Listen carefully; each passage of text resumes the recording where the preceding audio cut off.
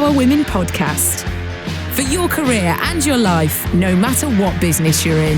Hello and welcome to the second episode in our reflection season. I am your host, Simone Roche, and this is the Northern Power Women podcast, where in this season I'm going to be talking to our Northern Power Women community about their reflections on 2021.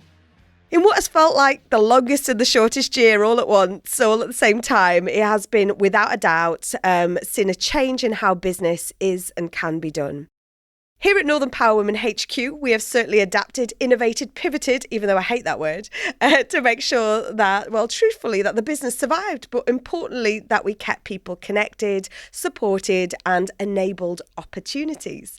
Today, I'm chatting to someone who is very passionate about opportunities, but is extremely familiar with the so-called rules of the game when it comes to doing all things business and entrepreneurship. I am talking to the wonderful Sharon Davies, who is the Chief Exec of Young Enterprise.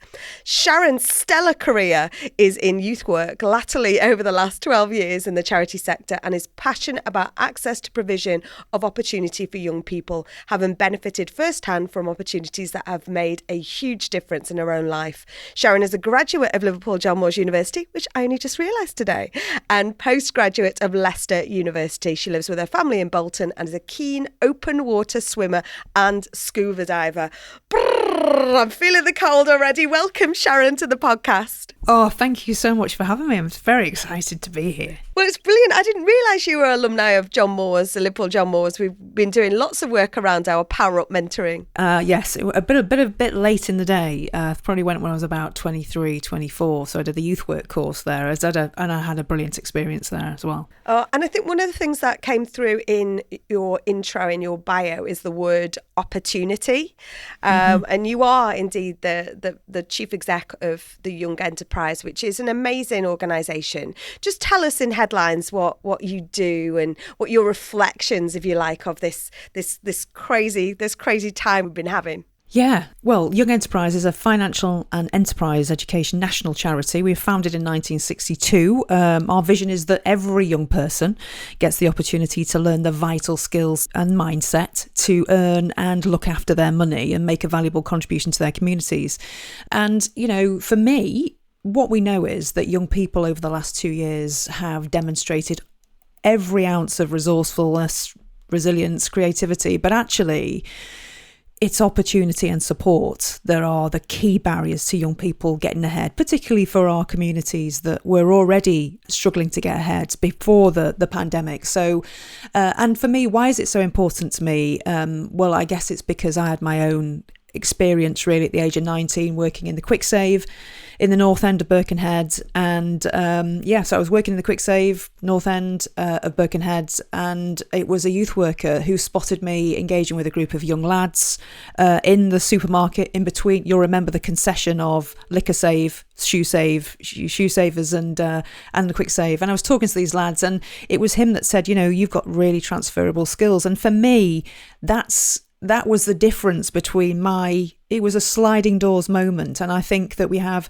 hugely talented young people, but what we've got to do is get the opportunities and the support, the mentors, volunteers, alumni and teachers out to ensure young people can make the most of those opportunities. I do indeed remember the Quickie and the Shoe Save and the Liquor Save. I do remember all those things. Obviously not as a child, I don't remember Liquor Save, but I do remember all of the above. But, you know, you talked about... remember the shoes? Do you remember the pumps? I do. The white pumps? I do.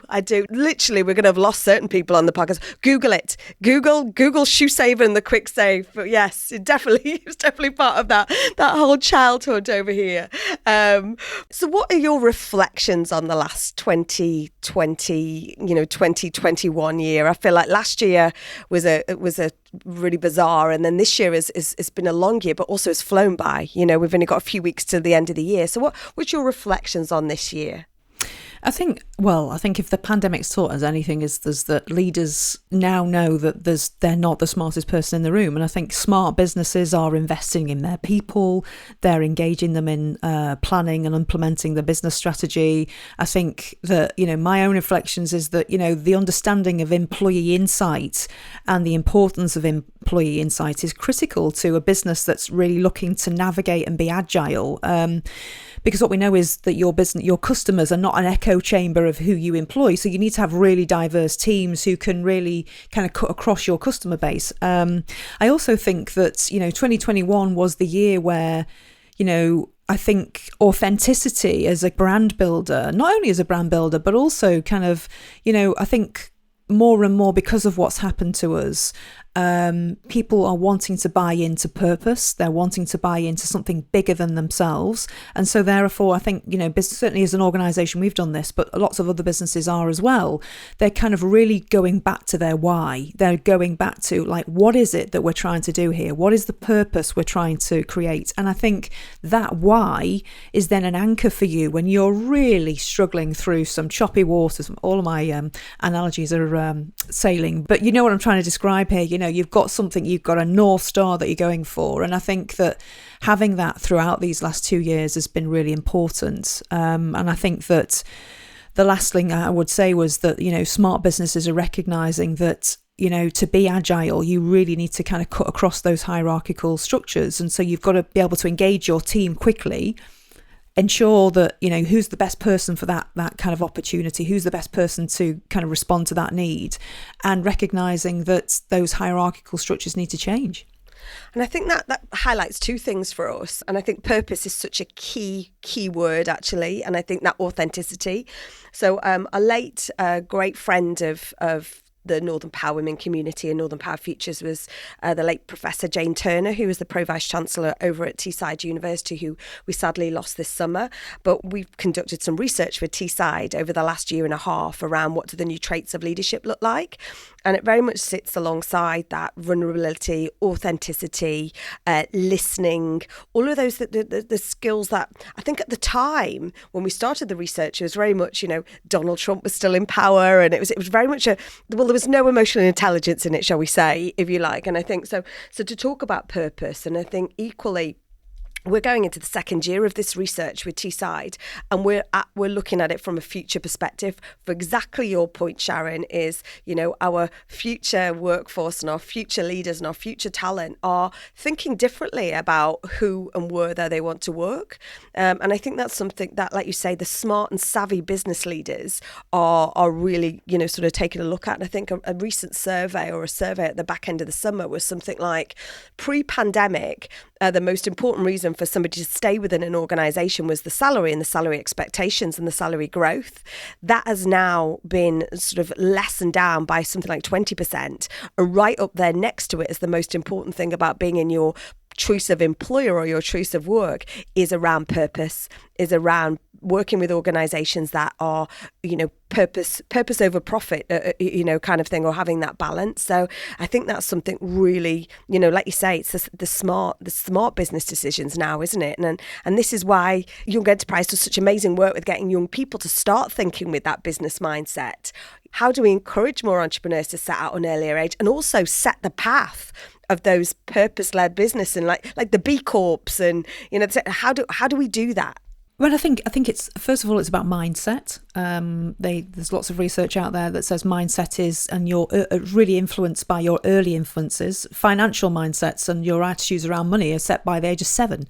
So if you can think about, you need to kind of get in and have those interventions early. So early on experiences of kind of entrepreneurship are really great. So I'll give you an example. We have a program called the Fiver Challenge, which is what it says on the tin. Encouraging children as young as 5 really to engage with and have their first taste of entrepreneurship by setting up a little enterprise with a fiver and making as much difference and profit if you can with that fiver in a month. So I think it's about having early, practical, tangible experiences. It's about having role models that are relatable.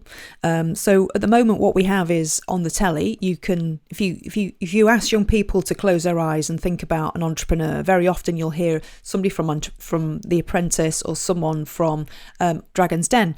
Now, more and more what is coming through, which is great, and it shows you the power of social media, are people like Ben Francis from Gymshark.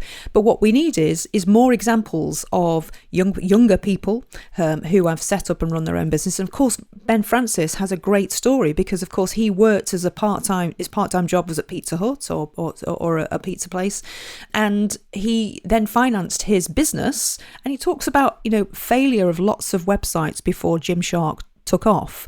So having relatable role models is really, really important. Having the opportunity and the support. See, those two things are really, really key. It's great that you have opportunity, but without the support to maximize that and understand how you could transfer that learning, because remember, failure is just feedback, and you and I both know that very, very well. But if it's your first kind of rodeo and you don't really know, you need somebody behind you or alongside you to say, well, actually, what would that mean? What does that mean you do differently next time? And that's critical. That support and opportunity together is really important. And a fantastic woman who introduced us in was a wonderful entrepreneur called Sam White. And I remember taking Sam on a few sessions that we were running with female-led businesses up in Lancashire. And I think that education piece is so critical, isn't it? That financial education, because we were talking 18 months ago about bounce back loans and C-bills and all those things that were out there, navigating that. And I remember that was a conversation we had about educating. Why are we not educating? And we were talking to these fantastic scale-up businesses. They weren't even startup scale-up. And there was almost that education piece about what is financing. What is financing? And almost, if you've got a mortgage, then you're already in a debt anyway. It was almost just like, and I remember her just coming off this session and saying, oh my goodness, actually, I've been wanting to educate at this level, but we've got to take a step back. And I think this is the power of what you're trying to do around your 1 million meaningful opportunities, isn't it, around financial education. Tell us about that, Sharon. So in January 2020, we launched a new strategy, a new 4-year strategy. It's called No Time Like the Future. And it was all about opportunity and support. And what we recognised was that we have massively talented generation of young people, but the issue isn't talent. The issue is opportunity and support. And I keep reiterating that because it has such a massive, massive impact. Otherwise, it's a lottery as to where you're born, where you're raised, as to the life chances you have. So what No Time Like the Future aims to do is provide 1 million meaningful financial enterprise education opportunities. We know we can't do that alone. So what we're looking to is engage 40,000 volunteers, young enterprise alumni and teachers that will enable young people to make the most of those opportunities and support them, essentially to build their futures. Wow, that's amazing. And you can find details of that in our show notes as well. So please do get involved, because actually this is where you can change the future, isn't it? You can, what's it called? No time like the future, So we get so many people out there who want to get involved, who want to do good, who want to pay it forward, who want to make a difference, then please do, because actually this is creating those business leaders, those entrepreneurs of the future. And I love I love going back to the failure is just learning, I think, piece there. I think that's one thing that, again, it can put you off right at the start, can't you, if you haven't got those figures right or those networks right. And I think what you're trying to do with these relationships is it's educating, but also putting that. I think I've heard you talk before. Where it's almost that social or the social digital network in place as well. So because sometimes you may grow up in a community where you have those connections, but you've got so many people who are trying to forge young entrepreneur journeys. But if you haven't got that community around you or that expertise or that peer-to-peer group, so I think what you're doing is fantastic, and I can't wait to see what comes out of this and really helping support you hit that target, because I know in your bio the importance of making these opportunities available regardless of the starting point is an area of work that has been sort of a driver of you for the last 30 years, hasn't it? Absolutely. Because we know, don't we, that, hugely talented generations of young people, but actually the opportunities aren't equally accessible. So what we're aiming to do with the 1 million opportunities and the 40,000 volunteers, teachers and alumni is really target those communities who were already experiencing real challenges and getting ahead before the pandemic. And that's, how do we increase place-based social mobility? So for me, it's about really making sure there are more opportunities in our communities. We have fantastic small businesses. How do we grow those small businesses? How do you create more enterprising workforces that can then work for those small businesses? It's not about taking necessarily young people leaving those communities. It's how can you provide those opportunities that allow them to stay should they want to? And for me, that's so important in what we're talking about in place-based social mobility. It's not about reallocating the same amount of opportunities. It's getting more opportunities into our communities, getting more support so that young people can really build their future wherever they choose to do so.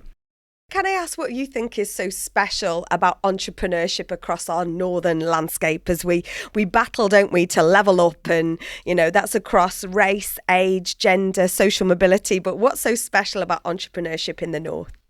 I've really tried to have a think about this. I think I have to say this as a northerner, really, but I think there's a chippiness, isn't there, about us northerners, really.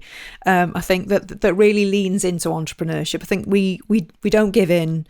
We don't give in that or give up that easily. I think there's a great northern entrepreneur, Lou Caldwell, who you know as well. I interviewed her, and she was saying that's really important, that we don't give in, we don't give up, but also you need to know when to give in, when an idea is not going to kind of work, so you don't kind of flog it. And I think this isn't solely the domain of northerners, I know, but so many of the northern entrepreneurs that I know are genuinely passionate about doing something that makes a tangible difference to their communities, and to really roll their sleeves up and say, well, actually, that is a problem. I've seen it. I want to do something about it. What can we do? What can we do? And I think, that's not just it's not just the domain of northerners, but my experience, particular female northern entrepreneurs, is that they want to kind of have a crack at sorting things out, and I love that spirit. I love that spirit about them. And that is my reflection on our chat today as we come to the end of this Reflections podcast. But it's that crack on spirit. It's a bit, and I'm kind of totally I'm a bit like a moth to the flame about anything that is around purpose and opportunities. So the fact that you have kind of sort of refocused and repointed sort of pre-pandemic through this 18-month journey where young people have been massively disadvantaged, but really pointing it towards purposeful opportunities, and you're creating now an opportunity for those great people out there to actually give back and support our budding entrepreneurs. So I thank you for, transforming what you're doing at Young Enterprise as well into even more success, even more opportunities to support the young people and these great ideas as well, and equally really getting behind that whole crack on spirit as well. So I'm really delighted to have you part today. I hope we can add some volume and amplification to the already totally purpose-led business that you're running as well. So thank you for joining us today, Sharon. Thank you. I'm sorry it's not been even longer. I've loved it. Oh, I know. And it's so brilliant to be able to get to talk to you today. I know we have our regular catch-ups, don't we? And I'm like, I know what we'll do. We'll talk about it on the podcast and we'll get everyone else to get engaged and join in. So thank you so much for joining us today, and thank you for tuning in. Please do tell your pals about it. Please do share this with organisations, individuals who may be able to support Young Enterprise with their skills or expertise, or equally their young people in their communities who should get involved creating that entrepreneurial journey earlier on in their lives. So please do reach out to us on socials at North Power Women on Twitter and Northern Power Women on all our other socials. Drop us a line at podcast@northernpowerwomen.com. My name's Simone Roche, and you've been listening to the Northern Power Women podcast, a What Goes On Media production.